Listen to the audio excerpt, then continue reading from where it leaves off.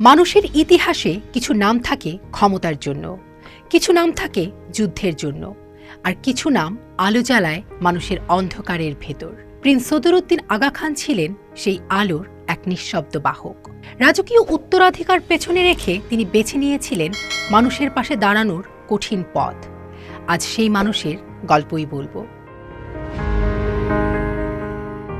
তিনি জানতেন এই রাজপ্রাসাদ তার হবে না।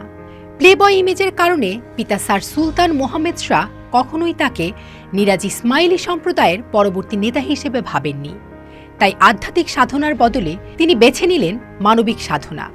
ক্ষমতার সিংহাসন নয়, মানুষের কাঁধেই রাখলেন নিজের ভবিষ্যৎ।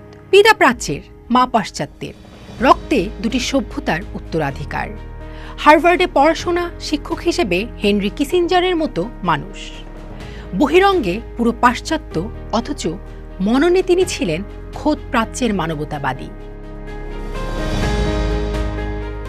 1958 সাল, মিশরের আসওয়ান বাঁধ, আবু সিম্বলের প্রাচীন স্থাপত্য রক্ষার তহবিল সংগ্রহে ইউনেস্কোর দায়িত্ব গ্রহণ।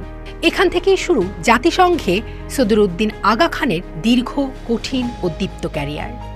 4 বছরের মাথায় ডেপুটি হাই কমিশনার, এরপর 1965 সালে UNHCHR এর প্রধান। টানা 12 বছর কোটি মানুষের নির্বাক কান্না তার দিনের ভাষা হয়ে ওঠে।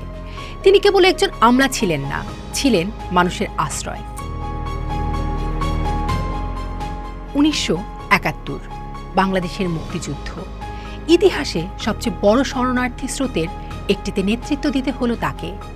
এই দায়িত্ব শুধু মানবিক ছিল না, ছিল গভীরভাবে রাজনৈতিক। কিন্তু তার চেয়ার ছিল অরাজনৈতিক। সেখানেই জন্ম নেয় সবচেয়ে বড় দ্বন্দ্ব।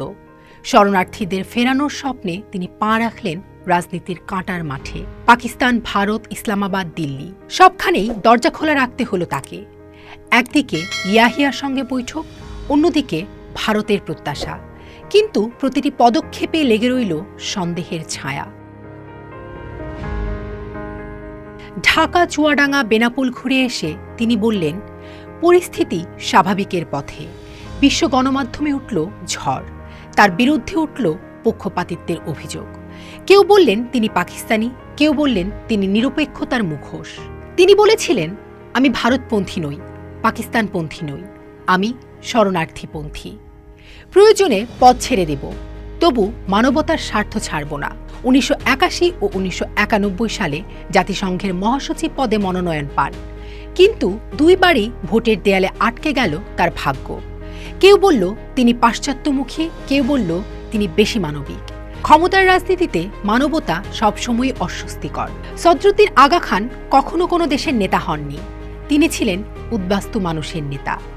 রাজনীতি তাকে সন্দেহ করেছে, ক্ষমতা তাকে ভয় পেয়েছে, অথচ ইতিহাস তাকে মনে রেখেছে মানবতার প্রিন্স হিসেবে। তিনি শিখিয়েছেন, পৃথিবীর সবচেয়ে বড় পরিচয় কোনো রাজকীয় উপাধি নয়, সবচেয়ে বড় পরিচয় মানুষ হওয়া। রাজনীতি বদলায়, ক্ষমতা বদলায়, কিন্তু মানবতা থেকে যায়। সদরুদ্দিন আগা খান সেই মানবতার এক নীরব, দীপ্ত অধ্যায়।